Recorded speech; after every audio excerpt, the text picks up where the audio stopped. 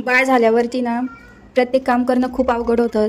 स्वयंपाक, भांडे धुणं, घर आवरणं, त्याच्यानंतर बाळाला अंघोळ घालणं, बाळाचं सगळं आवरणं, त्याच्यासोबत खेळणं, टाईम स्पेंड करणं आणि स्वतःसाठी टाईम काढणं खूप अवघड होतं. त्याच्यासाठी ना एवढे आपण प्रत्येक गोष्ट ना एकदम परफेक्ट नाही करू शकत, पण जेवढं करू शकतो ना तेवढं करायचं.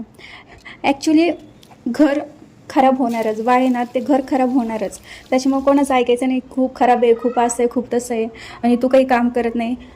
त्यांना सांगायचं, मी जे करते ना तितकं एक दिवस फक्त करून पहा, तेव्हा तुम्हाला समजेल.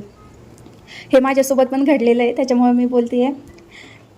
कारण मी बेस्ट नाही आहे, त्याच्यामुळं मला प्रयत्न करून जितकं होईल तितकंच करणं आहे आणि दुसऱ्यांसाठी प्रयत्न करून काहीच उपयोग नाही. आपण जितकं करतो ना तितक्या समोरच्याच्या अपेक्षा वाढतात, त्याच्यामुळे स्वतःला त्याच्यातून टाईम देणं देखील महत्त्वाचं आहे. तर बाळाला सांभाळून स्वतःसाठी देखील टाईम काढला पाहिजे, स्वतःची केअर केली पाहिजे, स्वतःला जे आवडतं ते देखील केलं पाहिजे. जर व्हिडिओज बनवायला आवडत असेल तर ते केलं पाहिजे. ड्रॉइंग, वाचणं जे आवडतं ना त्याच्यासाठी स्वतःला देखील थोडा टाईम काढून दिला पाहिजे. बाकीचा असो, आज मी बनवला आहे मटर पुलाव. जर तुम्हाला आवडला असेल तर कमेंटमध्ये सांगा. Thank you for watching. बाय.